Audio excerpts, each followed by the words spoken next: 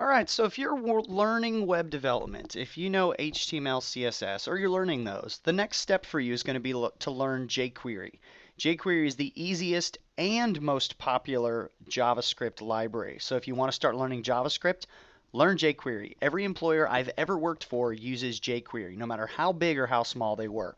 So it's very popular. There are companies that don't use it, but most of them do. So here's how you add jQuery on your page. You download it from jQuery.com, put it in your project folder, and then what you're going to do is you're going to just add a script tag, and you'll add the source to it. So in this case, it's in a Bower Components folder, a jQuery folder inside of there, and then there's my file, jQuery.js. So when I put that on my page, nothing changes because jQuery doesn't actually do anything. It gives you a library of commands that you can use to do things. So it's on the page now, and I'm going to go add my own script tag, and inside of it, I'm going to write my own JavaScript. So what you're going to have to remember to start jQuery is one thing. And this is the memorization part for you. Once you get through this, you get to actually have tons of fun with jQuery. So here we go. It's document. Before I mention that, this $sign is the value that's given to the jQuery library when it loads up. So anytime you want to reference jQuery, you hit $. So we go document, and then we go .ready, and you just got to memorize this. You'll later on understand what it's about. And then you do this function thing. Function, open and close parentheses, open and close curly braces, and then close your first parenthesis. Honestly, what I did when I started off is I copied and pasted this and saved it somewhere because it just didn't make sense to me, and you don't want to have to think about it. Just paste this in. Your jQuery code always goes inside of a document ready function. You can have multiple document ready functions. There's really no need to if you just have a few lines of code, but they're not going to conflict. What this does is this says, hey, wait for my whole document to load up before I try running any JavaScript. Otherwise, you're going to try to talk to panel 1 with JavaScript, and panel 1 hasn't loaded yet. So the JavaScript's going to run. It's not going to find panel 1. It won't do anything. And then panel 1 will load, and it's not going to do what you're expecting it to do. And you probably won't even get any errors about it. It just says nothing happens. So the document ready function says, hey, wait for my document to fully load, then let's start running stuff. So your jQuery goes in here. There's also a short way of doing it, and that's just $function. So that's what I use. That's what most people use. But you can do document ready function. They're the same thing. So now that we've done that, and now that I've probably confused you from the start, that's the only complicated part. The rest of it's let's just have fun. You're going to go $command and open your parentheses. And then you have two parts to each jQuery action. You have the selector, which works just like CSS. You see over here I showed you what they are. So there's panel 1. And that's because it's ID 1, exactly as if you were doing, ID is panel 1, just like if you were doing CSS. So I've selected it. You can use single quotes or you can use double quotes. Oh, don't know what Sublime's doing to me there. You can use double quotes. Either one work. And then you give it dot and give it your method. So in this case, I'm going to go hide. And I'm going to hit save. It's going to reload for me. So there you go. It loads up the page and then it hides panel 1.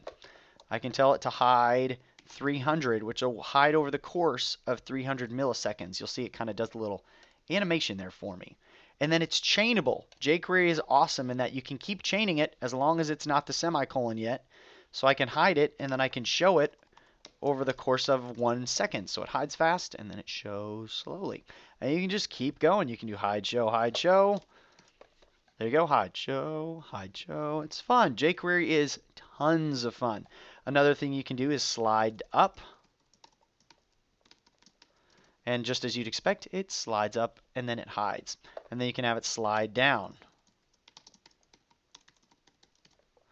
Up and then back down. You can also add a delay in there, .delay. So we're going to delay for 1 second, which is 1,000 milliseconds. Wait a little bit, and then we'll do it again. jQuery, it's fun. This is super awesome. So I can have it slide up, delay. You can do fade in, fade out. There it goes, and gone. And then it's going to slide down. Another thing you can do is you can do fade toggle. You can do toggle for pretty much anything.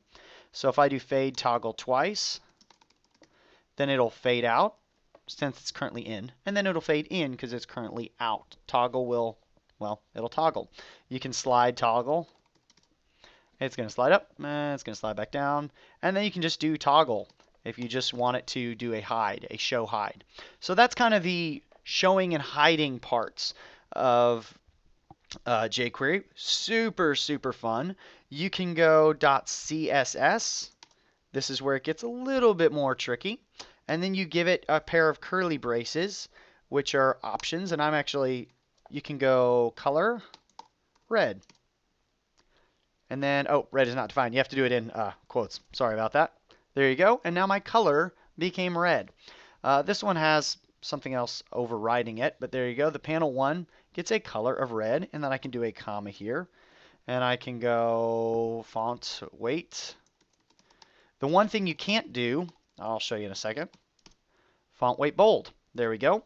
Font weight bold. The one thing you can't do is you can't do font dash weight, because in JavaScript this means font minus weight, which it looks for math and doesn't make sense and will throw an error.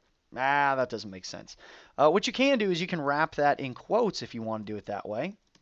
Single or double quotes, and that works. Or jQuery is smart enough to where you can go font weight. So there you go. I can change the CSS. And it's a little confusing. This is kind of a cleaner way of doing it. We're making what's called a JavaScript object, if you want to Google that. So anytime you do curly braces in JavaScript, it's making an object, unless you have function before it, which is really, that's for a JavaScript lesson. So now I can go color, red, and add a comma, font weight bold. Now it's starting to feel a little bit more like CSS. And I can go display none. And just in case I didn't want to see it anymore, which is basically what a jQuery show hide does. So there we go, panel 1. So let's make panel 1 hide. And then let's make panel 2 CSS opacity 0.5. So now when I boot up, that's gone and that's halfway hidden. And from this point, we'll call this a lesson. And the next step will be in the next lesson is to listen to events. The real fun of JavaScript happens when you start interacting with what the user does. Those are called JavaScript events. When they click, do this. When they hover, do this. And when they mouse up, do that. So that's really where jQuery gets even more fun. We'll stop right here so you can watch it over if I've done too much too fast. If you've kept up with a pretty fast pace here, let's go on to lesson number 2.